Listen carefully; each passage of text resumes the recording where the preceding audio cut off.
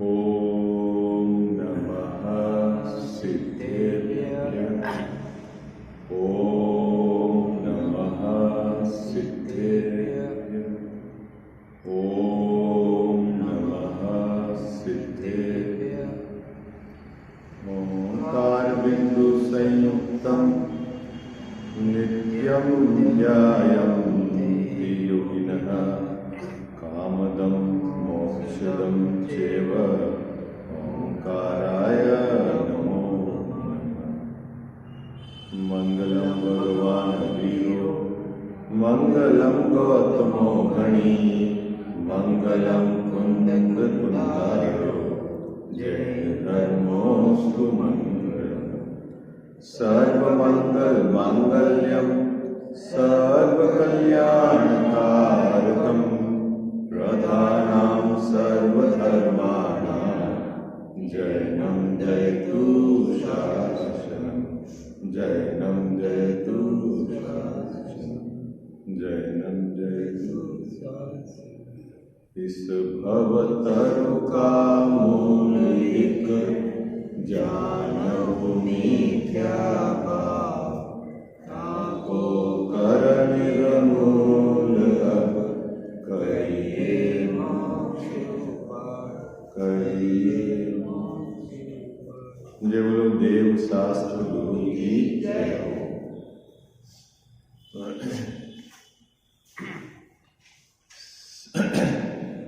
संवर तत्व संबंधी भूल जगत के जीवों के किस प्रकार पाई जाती है, ये चर्चा हम विगत 4 दिवस से चौथे अधिकार के आधार से मोक्ष मार्ग प्रकाशक ग्रंथ के विचार कर रहे हैं।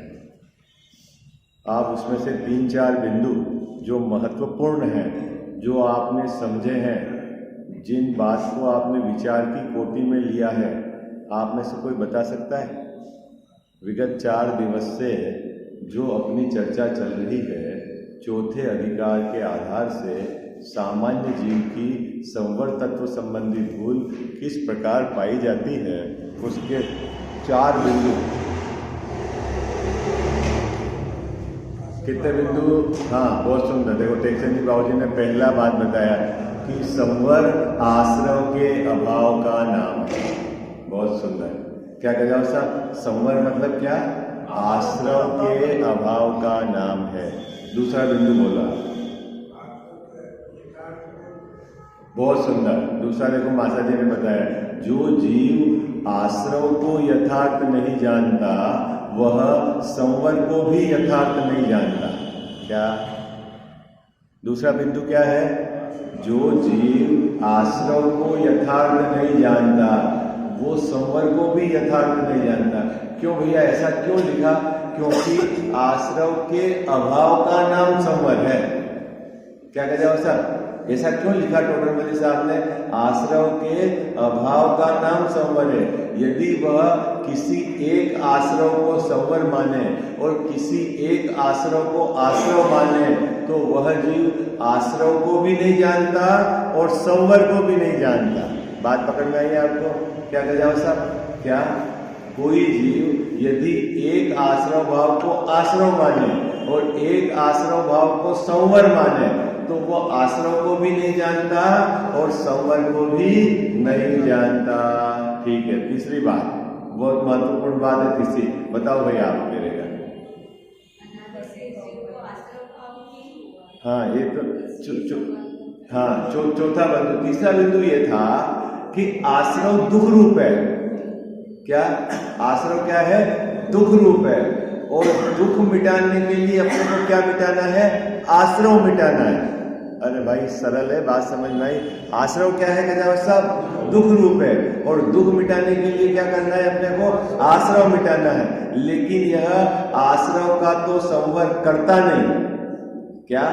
यह आश्रव का तो संवर करता नहीं और बाहर में पर पदार्थों में हेर फेर का निरंतर उद्यम विकल्प करता रहता है।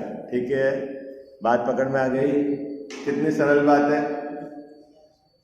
बोलो, आप बोलो भाई, जल्दी बोलो, मुझे तो आज 7वां अधिकार प्रारंभ करना है। क्या? हाँ, आश्रव को क्यों मिटाना है दादी जी? आश्रव को, क्योंकि वो आश्रव दुख रूप है। दुख मिटाने के लिए किसको मिटाना है? आश्रव को मिटाना है। और यह आश्रव को मिटाने का तो उद्यम नहीं करता और बाहर के पर पदार्थों में निरंतर दुख मिटाने का वही उद्यम करता रहता है। समझ में आई? ठीक है जैन साहब। और एक अंतिम महत्वपूर्ण बात जो अपन ने बीच में छोड़ दी थी, क्या वो महत्वपूर्ण बात है कि अनादि से लेकर इस जीव को आज तक संवर हुआ ही नहीं। क्या हुआ साहब? अनादि से लेकर इस मिथ्या दृष्टि जीव को आज तक संवर हुआ ही नहीं। इसका मतलब है कि पुण्य भाव तो बहुत बार हुआ, स्वर्ग तो बहुत बार गया, लेकिन संवर नहीं हुआ। इसका मतलब है आश्रव और संवर, पुण्य भाव आश्रव है और पुण्य भाव का अभाव, पाप भाव का अभाव, वीत राग भाव, वह संवर है। इतनी बात पकड़ में आई है ना? ये 4 बिंदु अपन ने चर्चा के लिए, अपन ने एक एक बिंदु वार चर्चा की थी। अब निकालिए आप 7वां अधिकार जो अपना क्रम में चल रहा है, पेज नंबर 240 है ना? संवर तत्व संबंधी भूल जैन मिथ्या दृष्टि के किस प्रकार पाई जाती है उसकी चर्चा है। 7वें अधिकार में किसकी बात है? जैन मिथ्या दृष्टि की बात है। ठीक है। और चौथे अधिकार में किसकी बात है भैया? जगत के सामान्य जीवों की, है ना? ठीक है, पेज मिल गया आपको 240। ठीक है ना? संवर तत्व का अन्यथा स्वरूप मिला? सबके पास है ना ग्रंथ? चले अपन प्रारंभ करें कनक भैया, हैं? चलो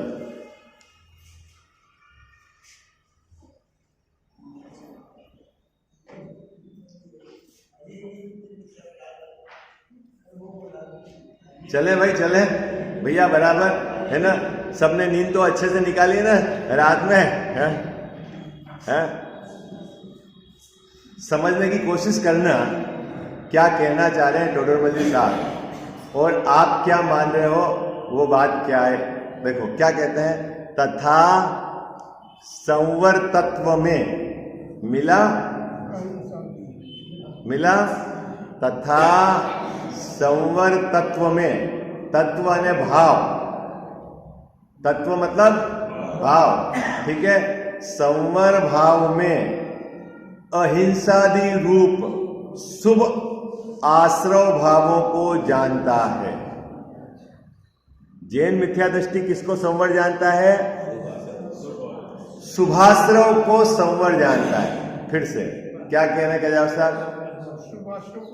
शुभाश्रव को, शुभ आश्रव को मतलब दया के भाव को, अहिंसा के भाव को, सत्य बोलने के भाव को, चोरी नहीं करने के भाव को, है ना, ब्रह्मचर्य के भाव को, परिग्रह को नहीं जोड़ने के भाव को, ये सब क्या है? शुभ आश्रव है।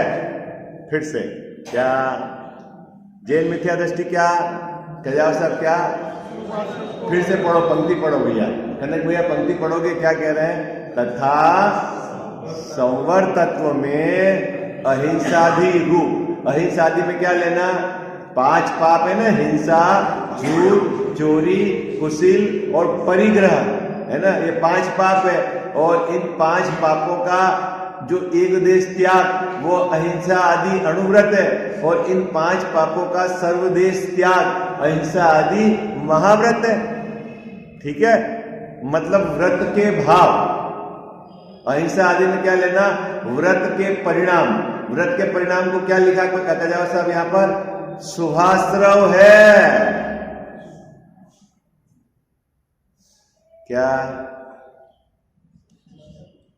क्या है भाई? जो व्रत के परिणाम है आपके, दया, दान, पूजा, व्रत। जैन साहब जो व्रत के भाव है ना, एक व्रत में क्या करते हो आप, है ना? 6 काय के जीवों की रक्षा का भाव और 5 इंद्रिय के विषय और उनसे दूरी हटाने का भाव, यही तो व्रत है। और यह भाव क्या है? शुभाश्रव है।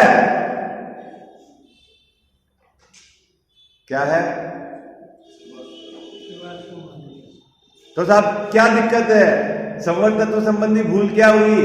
तो कह रहे हैं कि शुभाश्रव को ये संवर मानता है, ये भूल है। शुभाश्रव को क्या मानता है गजाव साहब? संवर मानता है। अब समझ में आइए आपको भूल क्या है? कौन मानता है शुभाश्रव को संवर? जैन मिथ्या दृष्टि कौन है? कौन है जैन मिथ्या दृष्टि? जैसा है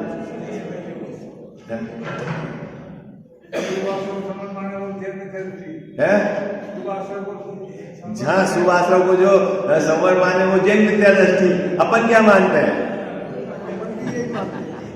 मुद्दा तो ये है, अपन क्या मानते हैं? हम भी यही मानते हैं। और हम क्या है? तो हम भी जैन मिथ्या दृष्टि है। तो भाई आपको मिथ्यात्व में ही रहना है क्या? हम स्वाध्याय कर रहे हैं, उसके पीछे उद्देश्य क्या है? जानना तो है, बस जानना अलग बात है और मानना अलग बात है। और जानता भी क्या है? मुंह से बोल रहा है, अंदर में तो भी उसको स्वीकार नहीं है। क्या गजा साहब, आपको क्या स्पष्ट मुंह से बोल देते हो? खूब लोग बोलते हैं क्या सभा में, क्या पता हंसी उड़ेगी अपने, नहीं बोले, लेकिन अंदर से मानता तो यही है। क्या है कि शुभ्राव व्रत के परिणाम ये संवर है, ये धर्म है, ऐसा मानता है अंदर में। उसको आश्रव नहीं मानता। इस गलती के कारण वो अनादि से संसार परिभ्रमण कर रहा है।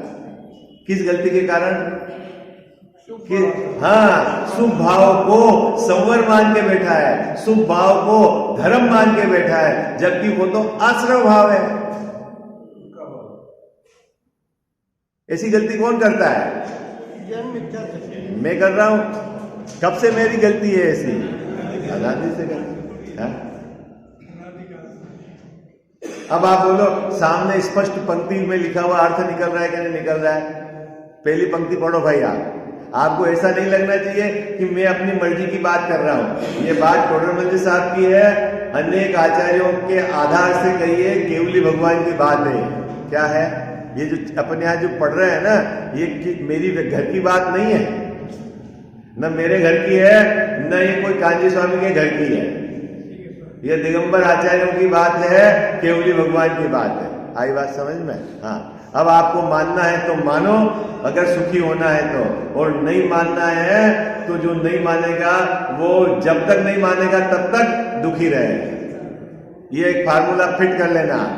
क्या जैन साहब, यदि मुझे सुखी होना है तो मुझे ये बात माननी ही पड़ेगी। आज मानो, काले मानो, अनंत काल बाद मानो, मानना यही पड़ेगा। क्यों? कि केवली भगवान ने कही है। जिसने मान ली वो सब सुखी हो गए, और जिसने नहीं मानी वो सब संसार परिभ्रमण कर रहे हैं। कितना सरल मैथमेटिक्स है, ठीक है? अब वो नहीं मानता, ये नहीं मानता, उधर नहीं देखना, मैं मानता हूं कि नहीं, इधर देखने का है। किधर देखना है जैसा? कौन मानता है? जो मानेगा वो पार हो जाएगा। आई बात समझ में? क्या है पहली पंक्ति? पढ़ो भाई पढ़ो। क्या कह रहे हैं? संवर तत्व में अहिंसादि रूप शुभाश्रव भावों को जानता है। कौन? कौन? जैन मिथ्या दृष्टि में जो अहिंसा के भाव है, सत्य के भाव है, चोरी नहीं करने के भाव है, दया के भाव है, परिग्रह को नहीं जोड़ने के भाव है, ब्रह्मचर्य के भाव है, उन भावों को मैं क्या मानता हूं? ये संवर है, जबकि वो भाव तो शुभाश्रव है।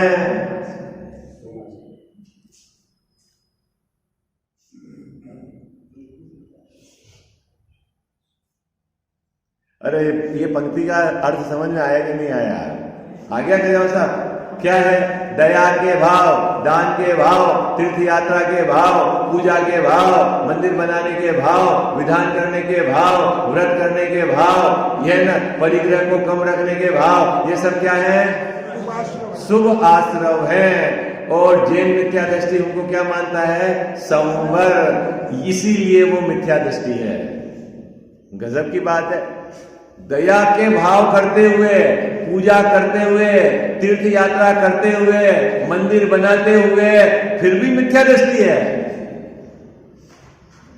क्या गजा साहब? फिर भी मिथ्या दृष्टि है। क्यों मिथ्या दृष्टि है? क्यों मिथ्या दृष्टि है? क्योंकि वह आश्रव को संवर जानता है। दादी जी बात पकड़ में आती है कि कठिन तो नहीं है? हाँ? अब जब एक पंक्ति लिखने के बाद टोडरमल जी साहब को लगा इसके गले नहीं उतरेगी, बिल्कुल नहीं उतरेगी। तो एक अनादि से जो चीज है ना, जो जीव गलती करके आ रहा है तो वो माने क्या? कोई 80 साल के दादी जी हैं, वो एक प्रैक्टिस है उनके, ये मान लो हल्दी डालने की है, मसाला डालने का। अभी कोई नई बहू समझावे कि नहीं ऐसा करना है, 80 साल हो गए मेरे को करते गए, तो 80 साल वाला है वो माने क्या? नहीं कि है। तो अनादि से ये मान रहा है आश्रम को संवर, तो माने क्या टोडरमल जी साहब की बात? तो फिर टोडरमल जी साहब ने उसको सपोर्टिंग बात कही, सपोर्टिंग बात विचार करने के लिए कही।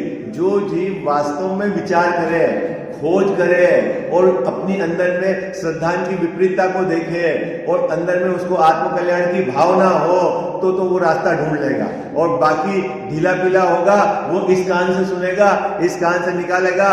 करना तो अपने को अपनी मर्जी की है, और वो यूं समझता है मैं समझदार हूं और मैं धर्म कर रहा हूं। उसको मालूम नहीं है भाई अनादि से तू संसार परिभ्रमण कर रहा है, तू आचार्यों के जो बताए हुए मार्ग से विपरीत तेरा श्रद्धा है।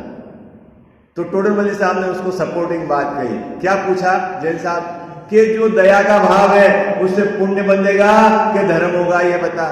तेरे जो पूजा करने का भाव है उससे पुण्य बंधेगा कि धर्म होगा, ये बता। जे तेरे जो तीर्थ यात्रा करने का भाव है उससे तेरे पुण्य बंधेगा कि धर्म होगा, ये बता। अगर वो कहता है कि नहीं साहब इससे पुण्य बंधेगा, तो टोडरमल जी साहब ने कहा एक भाव से पुण्य बंधे और एक भाव से, उसी भाव से धर्म हो, ऐसा होगा नहीं। क्या कहा टोडरमल जी साहब? क्या कहा साहब? एक भाव दो काम नहीं कर सकता। क्या क्या कहा साहब? समझ में आई आपको बात? एक भाव दो काम नहीं कर सकता कि उस भाव से पुण्य भी बंधे और उसी भाव से मोक्ष भी हो, ऐसा नहीं होगा।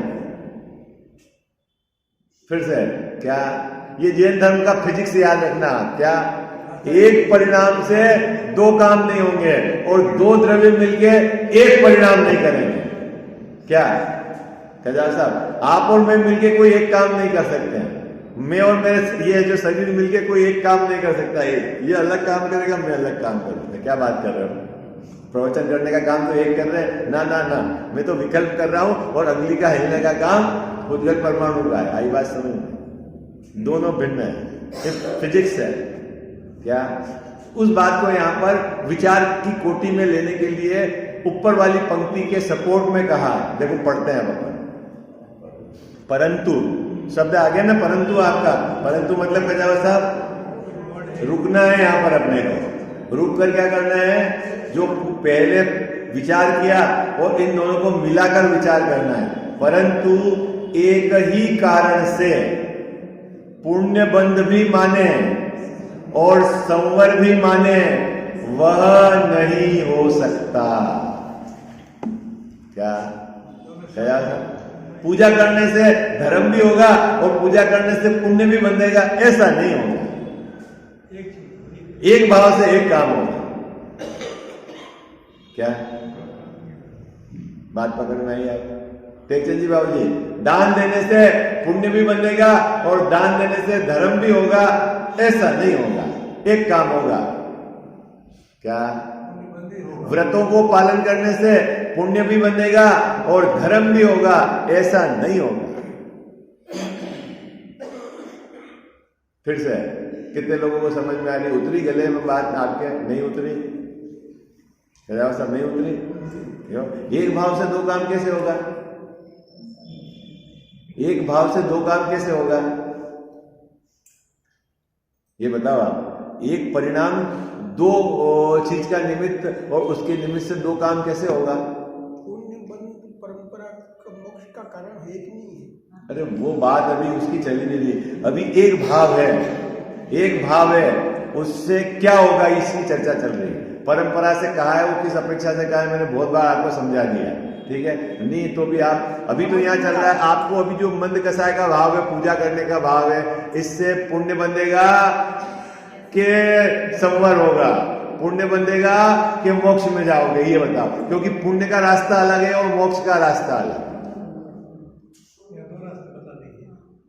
और भाव एक है, रास्ते दो है। तो 50 लाख रुपए जो दान देगा, हाँ, वो धर्म है कि पुण्य? पुण्य ही है। 50 लाख छोड़ 50 करोड़ हो तो पुण्य है, उसमें क्या धर्म है? और पैसे देने का नाम तो पुण्य भी नहीं है, मंद कसाय का भाव हो है अंदर में, वो पुण्य है।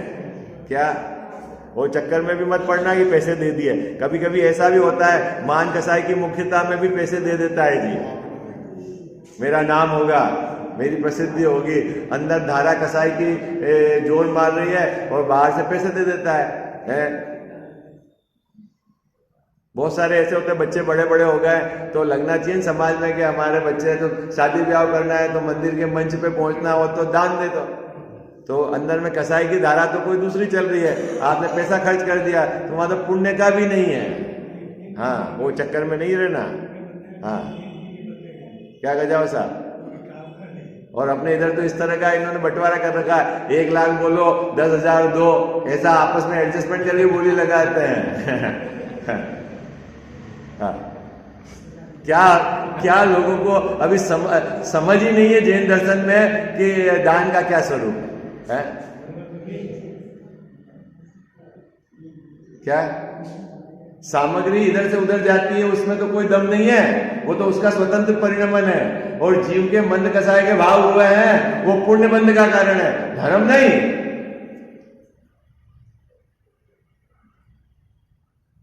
ये बात पहले समझ में आ जानी चाहिए यार। क्या यही समझ में नहीं आ रही।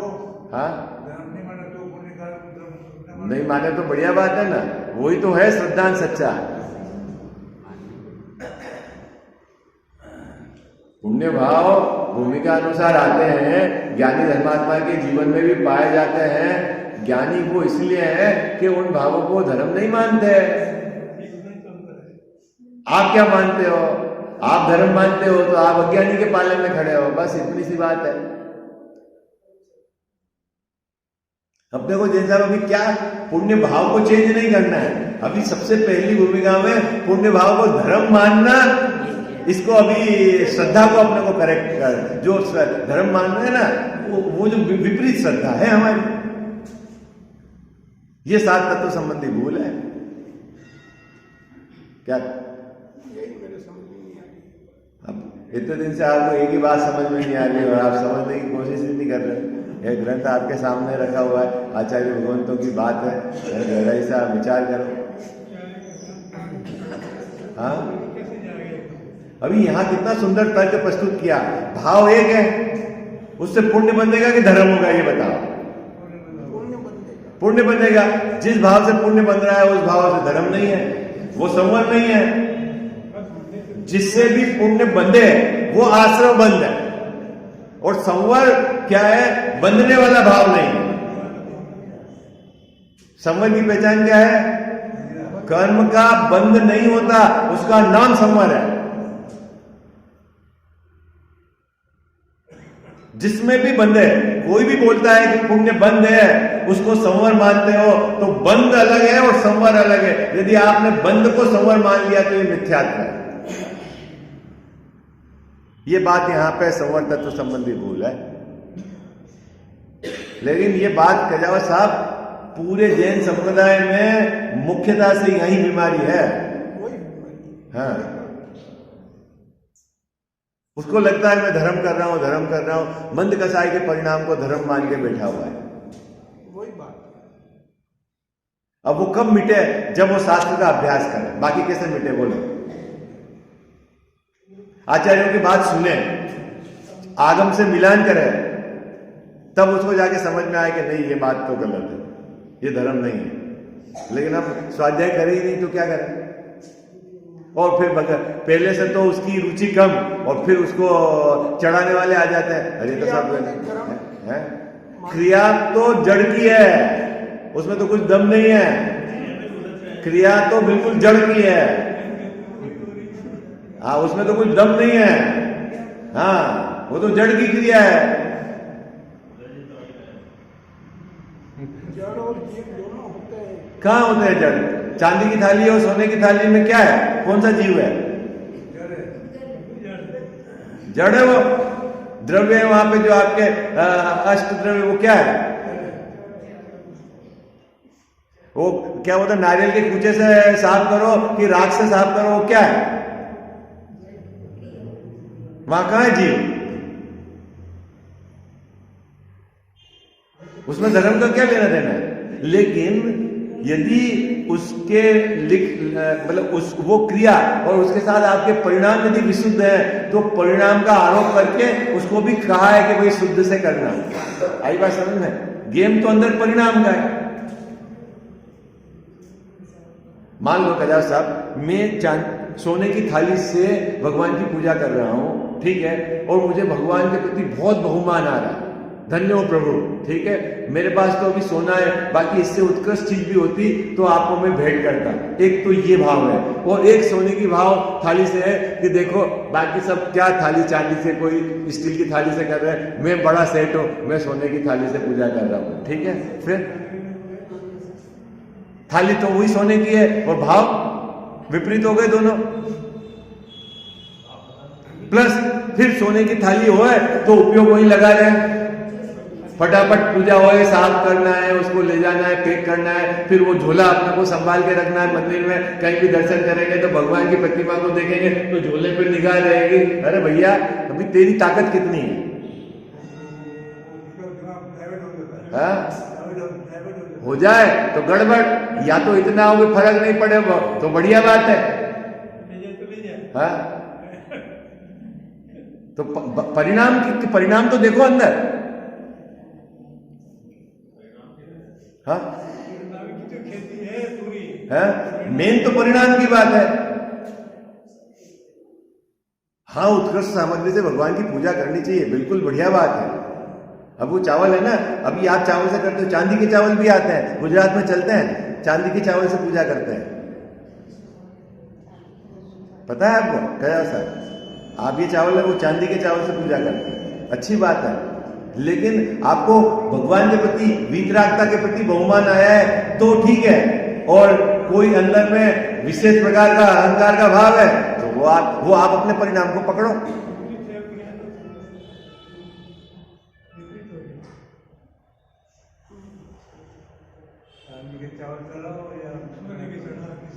परिणामों की विशुद्धता इंपॉर्टेंट है। आई बात समझ में? तो मैं ये नहीं कह रहा हूं कि वो गलत कर रहा हूं, आप अपने परिणामों को पकड़ो और उपयोग आपका मुख्य बात पर केंद्रित रहे। आप इतनी महंगी चीज ले आए और आपका अंदर से राग टूटा नहीं और आपका उपयोग बार बार महंगी पे, तो भैया आप उससे तो घर में रख लो। आप मान लो 20, 30, 50 हजार की साड़ी पहन के आ गए और यहाँ बैठते समय आपको मैं यहाँ तत्व समझा रहा हूँ और उसको लगे सल नहीं पड़ जाए, तो भैया वो घर ही रख लो अपने 100-200 रुपए की साड़ी। मुद्दा तो यहाँ अपने को तत्व समझना। आई बात समझ में? क्या मुद्दा क्या है? मुद्दा तो तत्व समझना है बाहर के। लेकिन अब आप कितने पावरफुल हो देखो आप। इसलिए मतलब आप जैन दर्शन को सांगोपांग बैलेंस देखना। क्रिया का नाम धर्म नहीं है, शुभाशुभ भाव का धर्म नहीं है नाम। धर्म तो आत्मा के आश्रय से परिणति में होने वाली वीतराग दशा, उसका नाम धर्म है। यह है मुद्दा। उधर का रुझान, उधर की कीमत, स्थिरता का भाव, शुद्धात्म तत्व की निरंतर भावना चले, उसके साथ सब चलता है। वीतराग प्रभु के प्रति भक्ति का भाव रहता है, साधर्म के प्रति वात्सल्य का भाव रहता है, बाहर में 6 गाय के जीवों की रक्षा का भाव रहता है। ये सब भाव रहेंगे, लेकिन जोर किसका रहेगा? अंदर वीतरागता का जोर। आई बात समझ?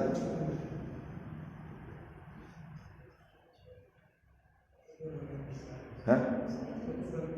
जैसे यहां से यात्रा करने का जैसे आप अपन 5-7 जने हैं, सब साधारण नहीं, तो आपस में अगर ट्रेन में है तो बातचीत करेंगे, एक दूसरे से पूछेंगे, करेंगे, लेकिन जोर अपने को तो अब हमको सिद्धों से मिलना है, अपने सिद्ध स्वरूप उसकी आराधना करनी है, वो मुख्य है।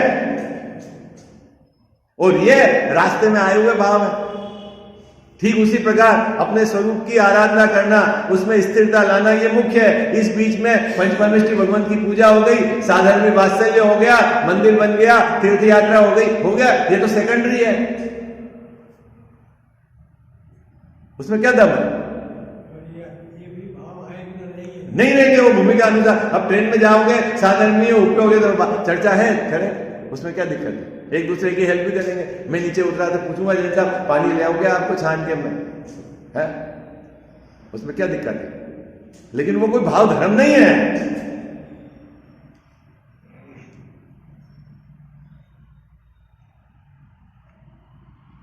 देखो पहली पंक्ति में अर्थ समझ में आ गया आपको? पहली पंक्ति का अर्थ समझ में आ गया भाई साहब? क्या कहा? जैन मिथ्या दृष्टि, अहिंसा, अहिंसा आदि में लेना जो भी व्रत के भाव है ना, अहिंसा, सत्य, अचौर्य, ब्रह्मचर्य, अपरिग्रह, है ना, परिग्रह, परिमाण, जो भी व्रत का भाव है, ये सब क्या है? शुभाश्रव है। और यह उनको शुभाश्रव न जानकर संवर मानता है। यही भूल है, यही भूल है ना? किसकी भूल है ये? मेरी है। अब अपने को गहराई से अभ्यास करके मिटाना। और आप डरना मत, आप ये भूल मिटाओगे तो आपके शुभ भाव बंद हो जाएंगे, ऐसा नहीं है। हाँ, ये भी गड़बड़ नहीं। शुभ भाव वो तो भूमिका अनुसार आएंगे, हो सकता है इसमें और उत्कृष्टता आ जाए, है, लेकिन श्रद्धा में ये बराबर रहे कि ये शुभ भाव धर्म नहीं है, बना लेना चाहिए। ये है मुद्दा, ये है सात तत्व। अब आपको लगता है सात तत्व के नाम याद है, हे उपाध्याय याद है, सब तो याद है अपने को, और आप कह रहे हो सात तत्व की भूल है। ये भूल है, भूल है। शुभ भाव को ही संवर मानते हैं ना, पूरा जगत मानता है इसको, सभी जैन मानते हैं जैन। और सबसे बड़ी बात जैन साहब एक और गड़बड़ी है, क्या कि लोग जैसे भी भीड़ में अपने को भीड़ की श्रद्धा के अनुसार अपने को मानते हैं मैं सुरक्षित हूं। क्या 100 जने अगर गलत कर रहे हैं और मैं भी गलत कर रहा हूं, वाह फिर कोई बात नहीं। अरे भैया 100 गलत है तो तू भी गलत ही है। आई बात समझ में? जो सही है वो सही है, और जो गलत है भले 1000 हो या 1 लाख हो या 1 करोड़ हो, गलत है वो गलत है, वो आगम के विरुद्ध है, वस्तु स्वरूप के विरुद्ध है, उनके बंद है, वो सभी मिथ्या दृष्टि है। क्या लगा सर? उसमें कोई डर है, ये तो वस्तु स्वरूप ऐसा है। हाँ, आपकी श्रद्धा, आपकी मान्यता वस्तु स्वरूप के अनुसार है तो आप सच्चे हो, भले आप अकेले हो। और वो जो लाखों की तादाद में वस्तु स्वरूप के विपरीत श्रद्धा वाले हैं, वो सब मिथ्या दृष्टि है। कोई भीड़ में जाने से सम्यक दृष्टि नहीं होता। बात पकड़ में आई आपको? ये गेम श्रद्धा का है। श्रद्धा में यथार्थ आपको श्रद्धा है तो आपको सम्यक दर्शन है, और बिना सम्यक दर्शन धर्म शुरुआत नहीं होगा। धर्म शुरुआत नहीं होगा। जितने भी व्रत हैं मिथ्या दृष्टि के, सब वो मिथ्या चारित्र है।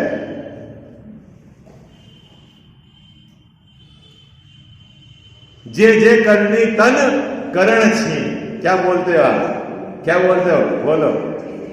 जे जे करनी ते है से सब मिथ्याचार। जो भी कर रहे हो आप बिना सम्यक दर्शन के, वो शरीर को ही छीन कर रहे हो, बाकी कुछ लाभ नहीं हो रहा है। साहब ऐसे क्या बात कर रहे हो आप? कुछ तो बोल दो, थोड़ा % तो दे दो। हमने इतने दिन से भोजन नहीं करा है, इतने दिन से अनशन कर रखा है, क्या करें? हमारे हाथ में थोड़ी है। ये तो आचार्य भगवंत ने कहा है कि कुछ नहीं होता उससे।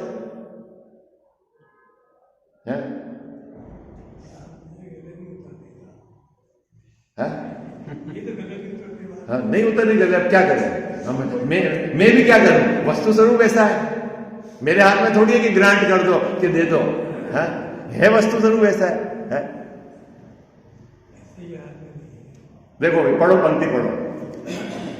तथा संवर तत्व में अहिंसादि रूप शुभाश्रव भावों को जानता है। क्या जानता है? संवर तत्व में अहिंसादि रूप शुभाश्रव भावों को जानता है। क्या मानता है? शुभाश्रव भाव को संवर जानता है। ये जैन मिथ्या दृष्टि की गड़बड़ी है।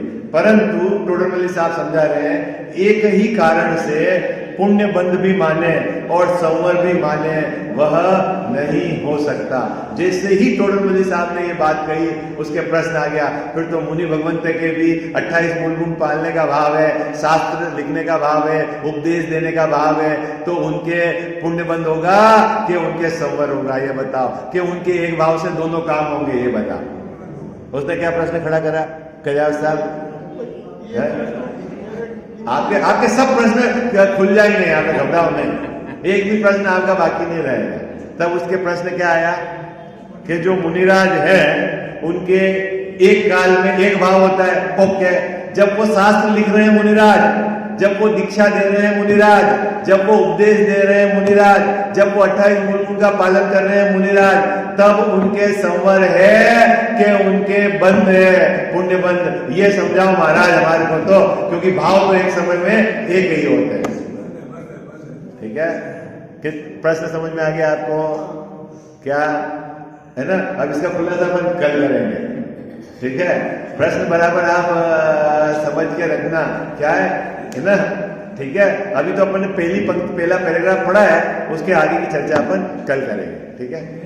माता तू दया करके कर्मों से छुड़ा देना, इतनी सी विनय तुझसे चरणों में जगह देना। माता तू दया करके कर्मों से छुड़ा देना, इतनी सी विनय तुझसे चरणों में जगह देना। माता में भटका हूँ माया के अंधेरे में, कोई नहीं मेरा है इस कर्म के रेले में, कोई नहीं मेरा है तुम धीर बंधा देना। इतनी सी विनय तुझसे चरणों में जगह देना। जीवन के चौराहे पर मैं सोच रहा कब से, जाऊं तो किधर जाऊं, मैं सोच रहा मन से, पथ भूल गया हूँ मैं, तुम राह बता देना। इतनी सी विनय तुझसे चरणों में जगह देना। लाखों को उबारा है, मुझको भी उबारो तुम, मझधार में है नैया, उसको भी तिरा दो तुम, मझधार में अटका हूँ, मुझे पार लगा देना। इतनी सी विनय तुझसे चरणों में जगह देना। माता तू दया करके कर्मों से छुड़ा देना। इतनी सी विनय तुझसे चरणों में जगह देना। जावाणी के ज्ञान ते सूझे लोकालोक, सो वाणी मस्तक चढ़ो सदा देत हूँ धोख।